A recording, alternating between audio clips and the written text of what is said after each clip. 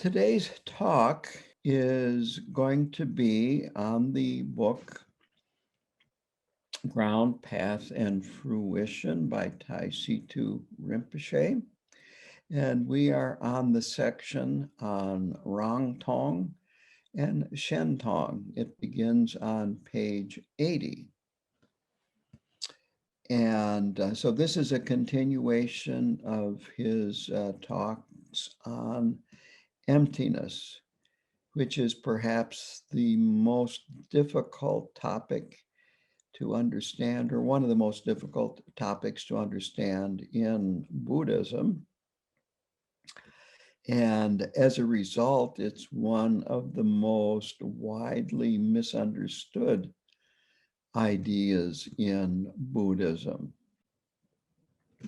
He starts out this section by saying that there are many different Buddhist approaches, Buddhist traditions, Buddhist schools that have studied emptiness over the millennia and view it differently, or at least the words they use are different and the techniques are different.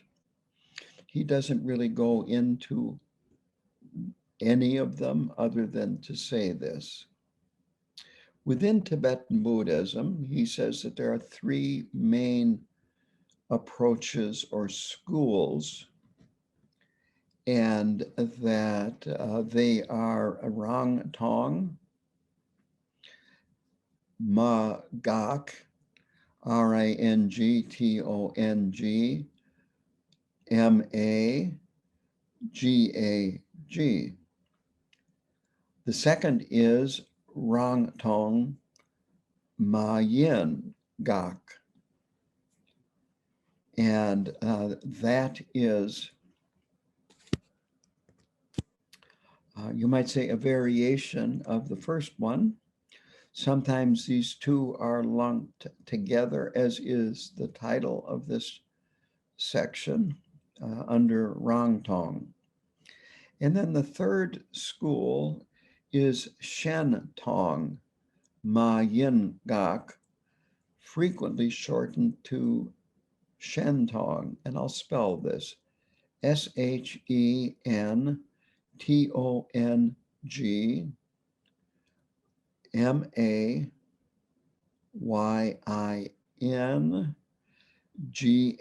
Gag. So he goes into each one of these individually, and I'm going to do the same and try to help perhaps clarify this further for those of you that have already read it. So the first one, Rangtong Magak, to translate each syllable. And in Tibetan Buddhism, each syllable has a meaning that they actually, in the written Tibetan, unlike what we do in our language, whether it be English or French, where we separate words, they separate syllables. And they actually put a dot between each syllable to make this clear. And so each syllable has a meaning, and there are words, but again, the words are always divided up into syllables. So Rang means self. Tong means emptiness. Ma means non-existence. It's actually a negative, a negation. The Tibetan word for no is literally ma, yes, not yes. And then Gak, G-A-G, is total cessation.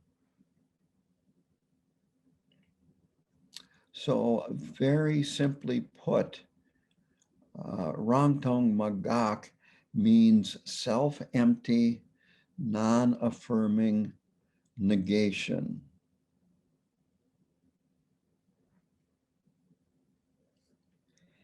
And to quote Tai Situpa Rinpoche here on page 80, they say the essence of everything, including the concept, everything itself does not have any true solid existence. Emptiness is nothing from the forms we can see up to enlightenment itself. Nothing exists in a solid matter.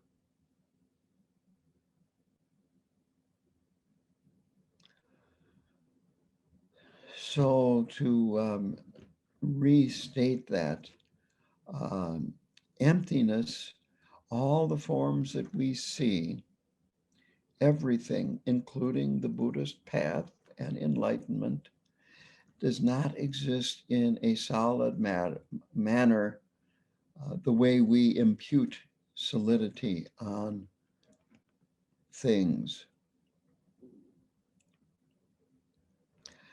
And it's not true also the way we perceive things.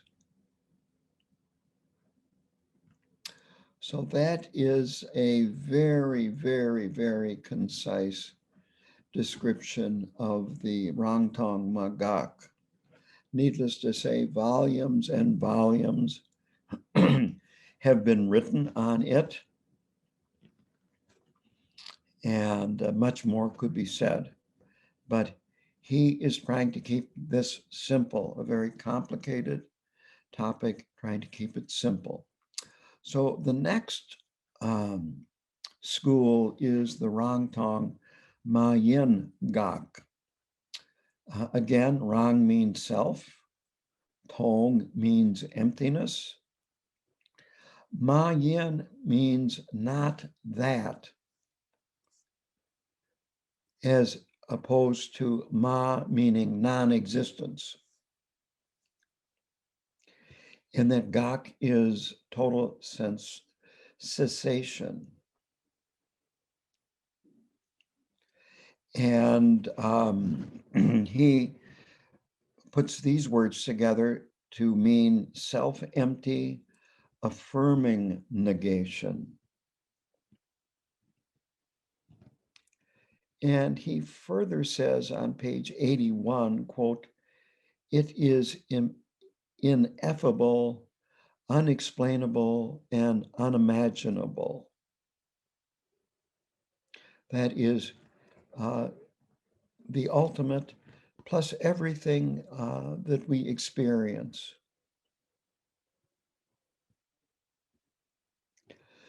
So to compare this with the first one, the first states that nothing exists at all, and the second one states it is not that.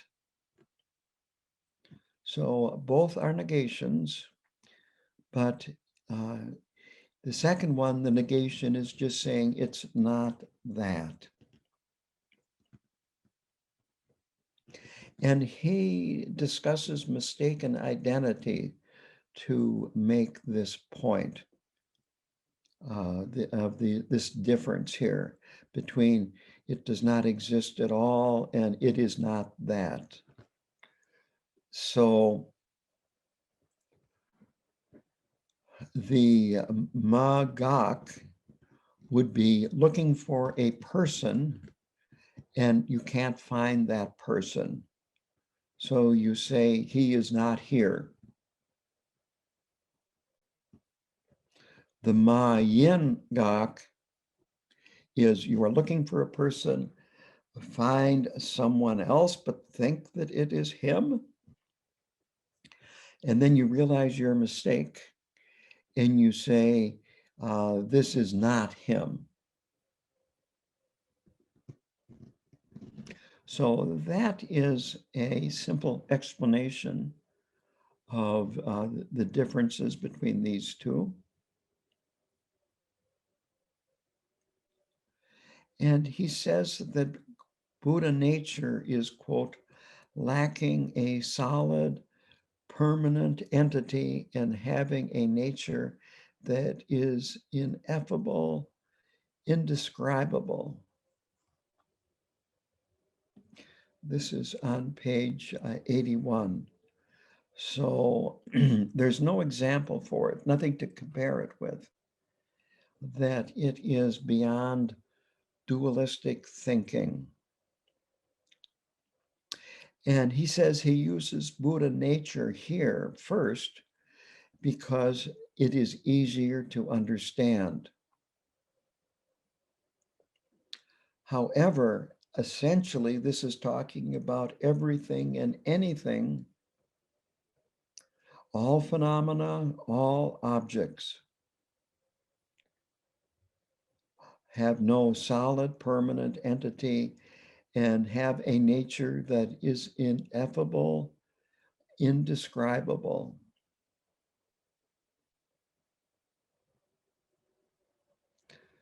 So again, for clarity, this does not mean that they are not experienced.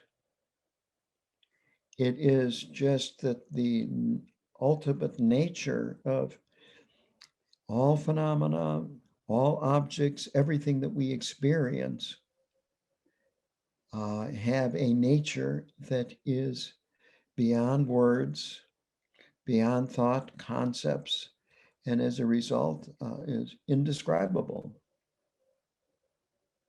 So now the third school is Shentong Mayingak.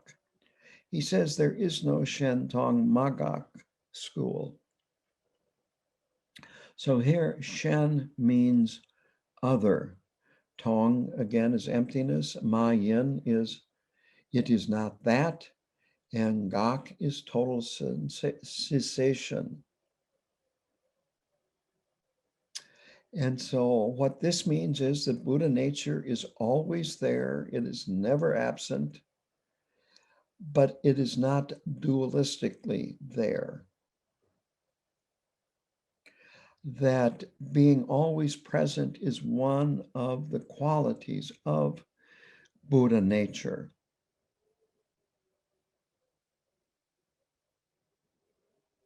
You could say that quality here means a distinctive attribute. And on page 81, quote, the Buddha nature is a non-dualistic, limitless, primordial perfection that is always there. So it is void of any kind of dualistic existence. And as a result, it can't be compared to anything.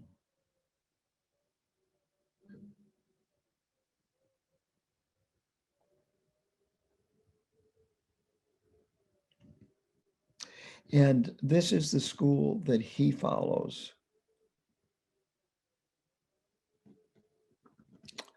He also says that he will never say that we are nothing. And then he goes through mentioning what he will say about us. And so he says things such as, we are everything. Our essence is ineffable, indescribable perfection. That we are Dharmakaya, which is the formless body of a Buddha. He will say that our primordial essence is free of dualism.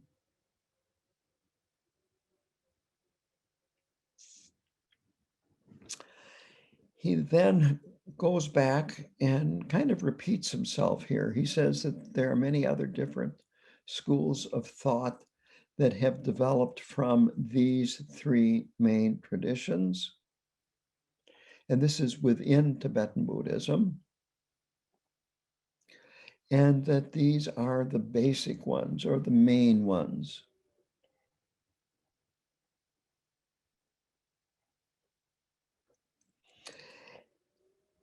So to then do a little analysis about the three schools, he feels that sometimes Shentong followers feel that Shentong is the highest approach or the best approach to emptiness. But he says that is an incorrect understanding, that the other two lead to the same understanding eventually, that they don't lead to different places, that they end up leading to the same thing.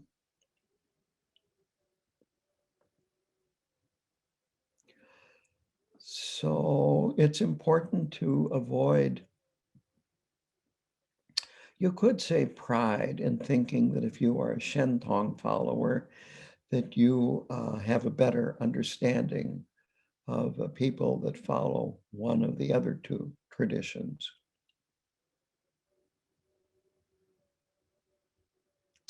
He finishes up this chapter by saying emptiness is the key to the very basic definitions that are used in Tibetan Buddhism and Buddhism in general, that terms or ideas like enlightenment, samsara, karma, and so forth.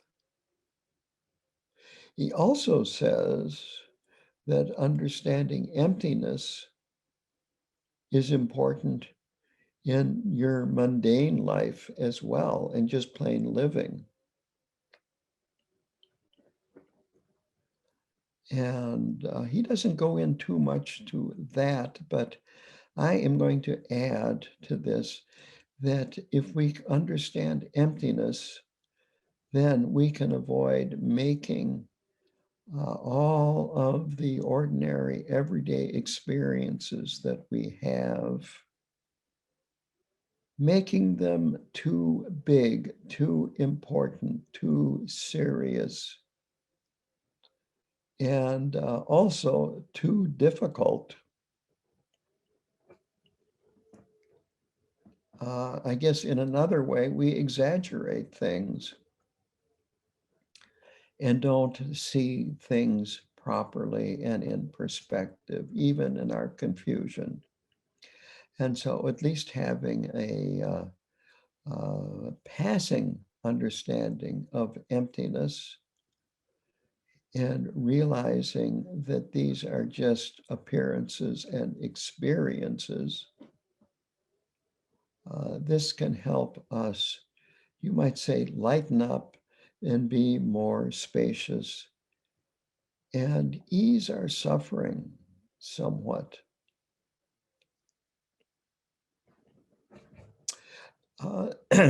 The Buddha gave these teachings on emptiness years after he began his teaching life, and he waited for years so that his students could develop and be ready to understand these teachings on emptiness.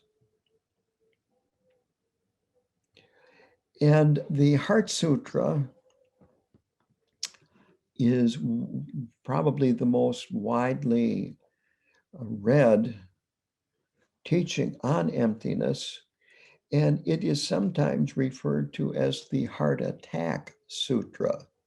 It's really about the heart of wisdom, but sometimes referred to as the Heart Attack Sutra because it is said, I don't think there's any verification out there of this actually happening, but it is said that his students, many of them were solidifying the Dharma and the talks that the Buddha gave.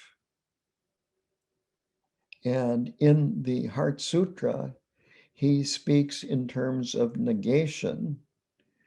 And he said basically that there are no Dharma teachings. There is no birth. There is no old age, sickness, and death. There is no cessation, and so on and so forth. And his students that were really solidifying things and holding on really tightly. You could call them fundamentalists if you would like, that some of them were so shocked by this that they had heart attacks. So again, these teachings are about letting go and not being so tightly attached to whatever you are experiencing in life. This doesn't mean that we say, oh, nothing matters, and say, well, then I don't have to practice, and so on and so forth. But what it means is because of emptiness, we can change and we can travel this path, even though the path is not solid,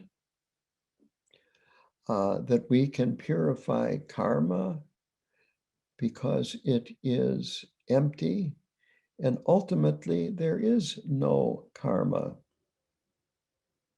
A fully enlightened Buddha does not create karma anymore because none of a Buddha's actions of body, speech, and mind are tainted with any of the afflictive states of mind or fundamental ignorance of separating that which is not a self into a self and that which is not other into an other. So with that, I am going to go through the questions and answers here. And again, just as a reminder, he did not say much in this section, that it's much more spent on the question and answer session. And kind of as an aside, what a good teacher will do sometimes is have a short talk. You might say, get people's attention, get his students' attention, and then have a question and answer session to see what sorts of things have been stirred up in the minds of his students so he can specifically address their questions and concerns. So the first question here that I think is worth talking about is a second question, and it's about ignorance being co-emergent with wisdom.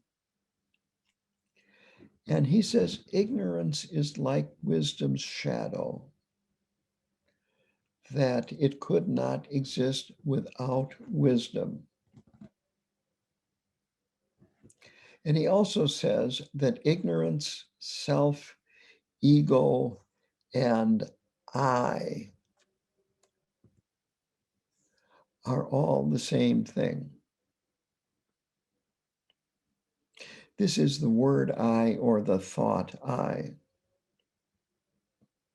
referring to ourselves as I.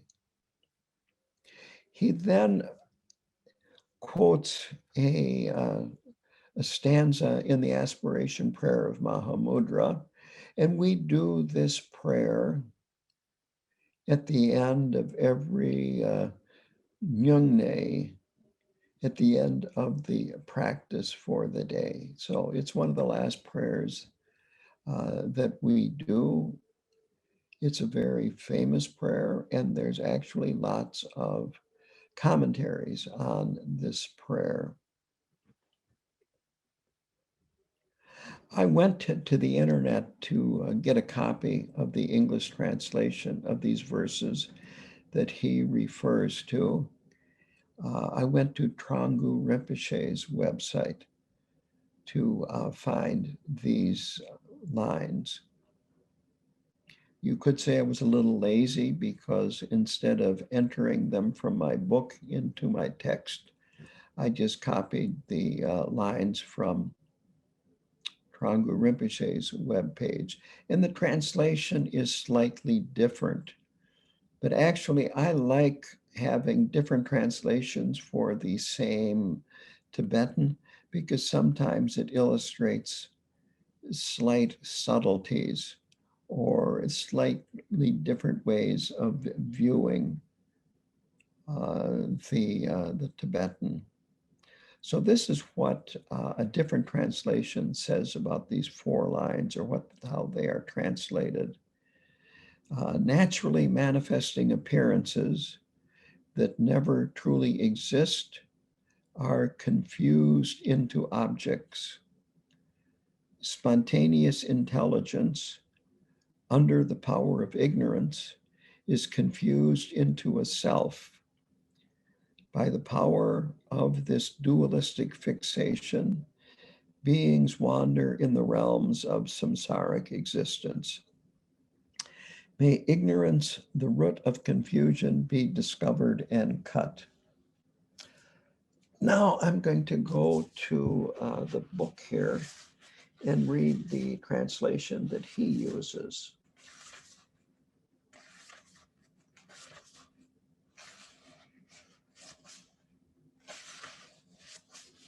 And if you'll notice, he had no problem reciting these from memory. Self-appearance, which never existed, has confused itself into projections. Spontaneous intelligence, because of ignorance, has confused itself into a self.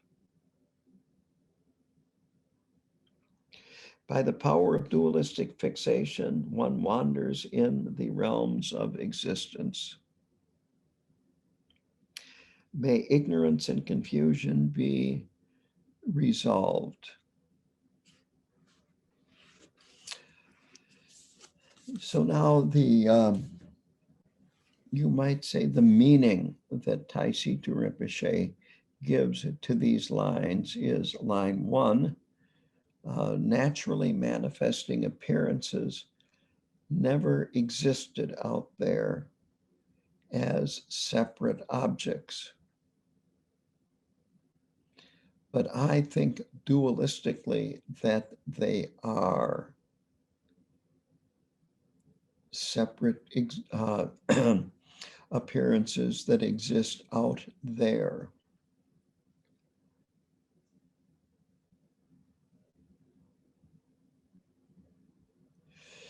Line 2 is, quote, I constantly encounter my realization, the essence of myself, my awareness, but I mistake it for I. That's on page 84. Line 3 is, due to line 1 and line 2, everything out there becomes an object, and everything in here becomes subject. This is the birth of dualism. This is the birth of samsara. And this is fundamental ignorance.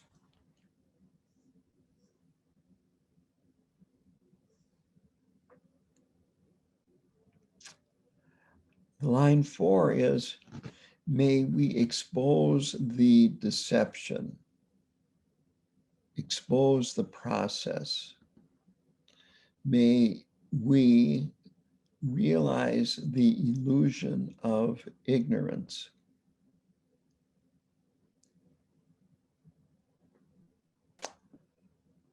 He goes on to then talk about what we are experiencing as confused beings.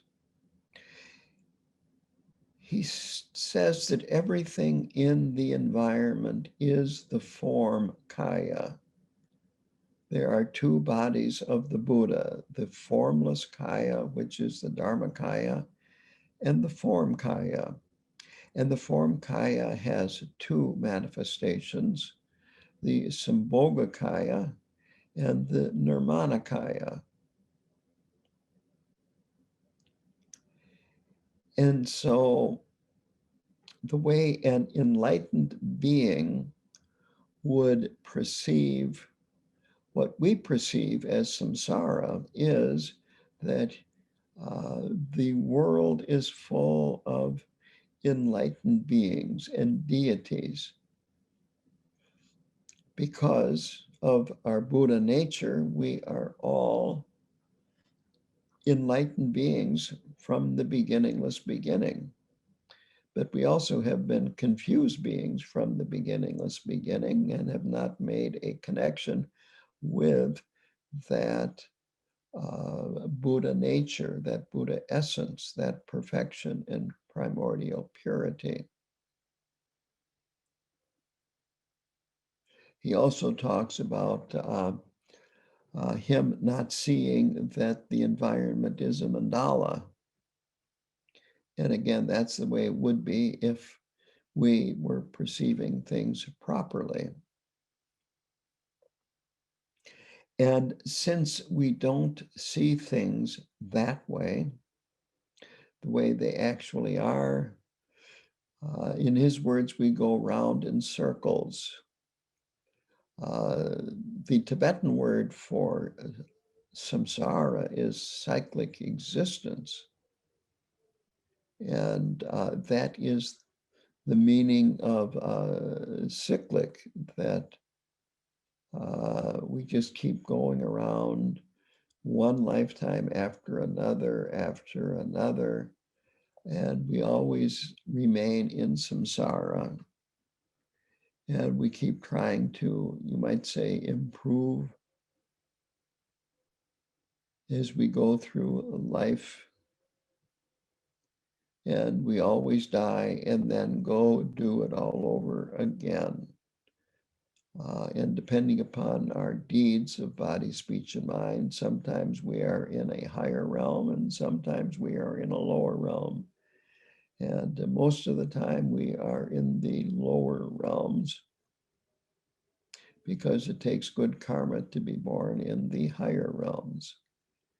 And it's difficult to accumulate enough good karma to be reborn in any of the higher realms, which are the human realm and the two God realms. So he says that going around in big circles is called in samsara success. And when you go around in small circles, you are in trouble. And he mentions that sometimes the circles are so small that we are spinning.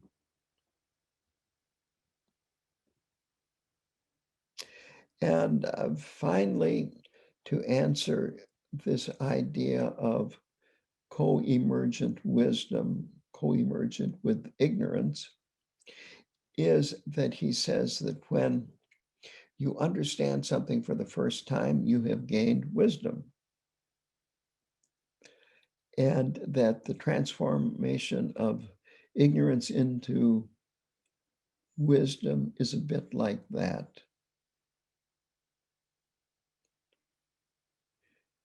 You don't, you might say, accumulate the wisdom and get rid of the ignorance, is that you just learn and start seeing more clearly.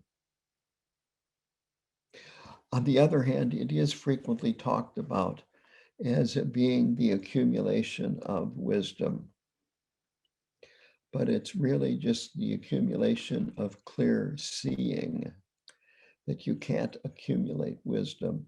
Well, actually, there are two different words for wisdom, and this accumulation of wisdom is talking about, you might say, the word, the Sanskrit word is, well, let's see, the Tibetan word is sharap. The Sanskrit word is prajna. And so this is something that you can accumulate as you study and practice. But jhana or yeshe, you cannot accumulate. And that's what he's talking about here. That's what gets transformed. Or you might say that's what becomes revealed as we transform ignorance into wisdom. When you learn something for the first time, that is prajna or share up.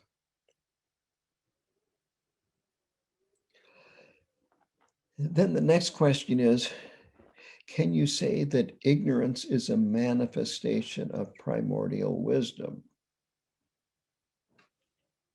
And he says, of course, yes. And he uses an analogy. He said the sharpest shadow is a result of the sharpest light.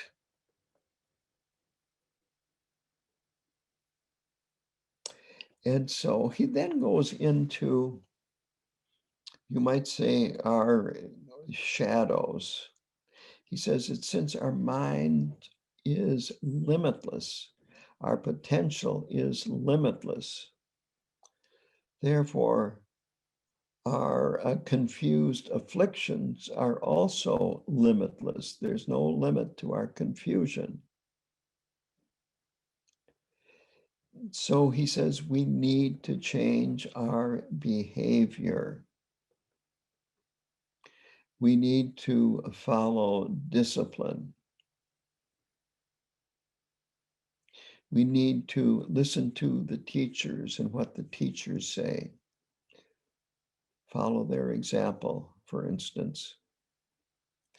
So he brings up the saying, the Tibetan saying, meet a mother's son. And he describes a mother's son as a strong person who won't take any nonsense from you. Where he's going with this is he says that sometimes we need to meet a mother's son.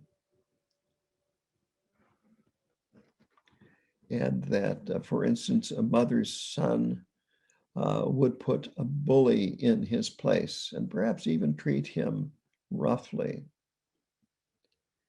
In English, we have a term called comeuppance.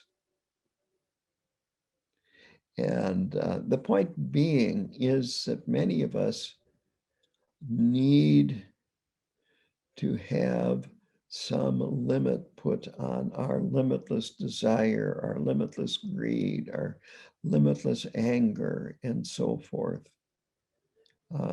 Because sometimes we are unable to limit it ourselves.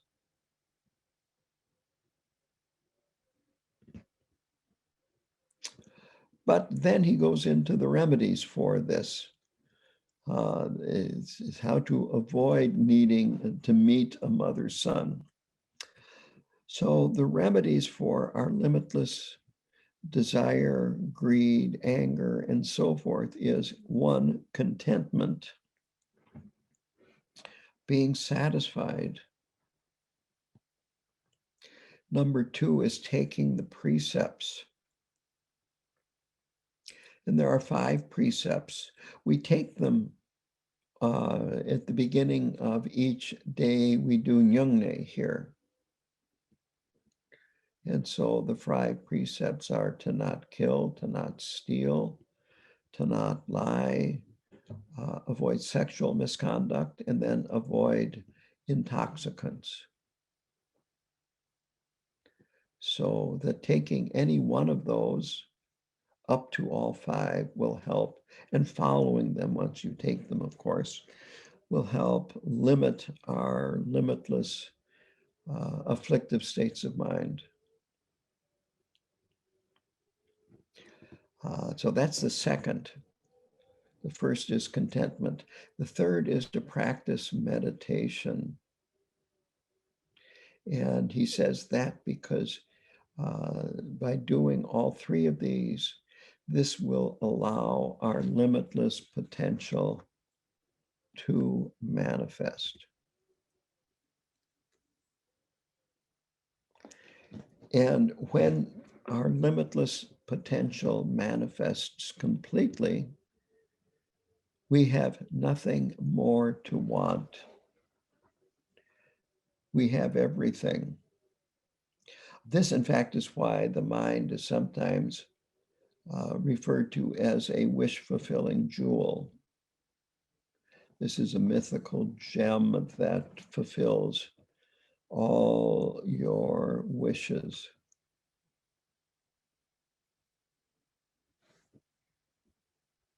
He then talks about, and this is again referring to how our wants can be limitless. He talks about how convenient things are now compared to how they were in the past, specifically mailing a letter that would have to go across the ocean. And many centuries ago, it would have to, actually not more than 2 centuries ago, it would have to travel by a tall ship that was propelled by the wind and sails. And it could take months and months and months for it to get to the recipient. And then, of course, months and months and months for an answer to get back to you. And yet now you can send an email and in a matter of seconds, it gets to the recipient. And yet there is no apparent increase in satisfaction, happiness, and certainly not patience that I can tell you about my grandmother, who was born in 1896 on a farm in rural Wisconsin. And she talked lovingly about her childhood. And it was without electricity. It was without cars or pickup trucks. There was horses. And I'm sure that the house was heated with wood. And there were times when the house was cold. And I'm sure the house was not insulated and that the windows were not weather stripped, and on and on and on and on and on. No internet, no Facebook. They would have had a telephone, but no radio, an outdoor outhouse, and so on. And yet she was quite happy reminiscing about those days. Yet now, some little thing happens and we get bent out of shape. I even had a man tell me, oh, it could have been 15 years ago or more. He was from Canada and he was saying how much he liked the United States because at stoplights they have cameras, and if you are in the left turn lane, that left turn light goes on more quickly than it would in Canada. Yes. Actually, people in third world countries see the United States as a God realm, and that's why they want to get here.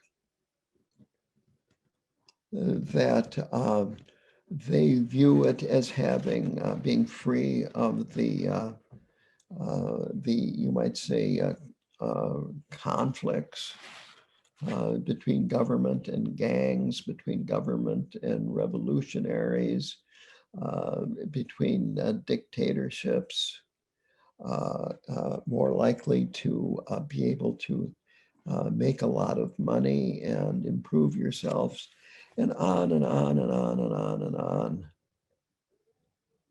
And they want that. And then they get here, and pretty soon they are in the rat race just as seriously as everybody else.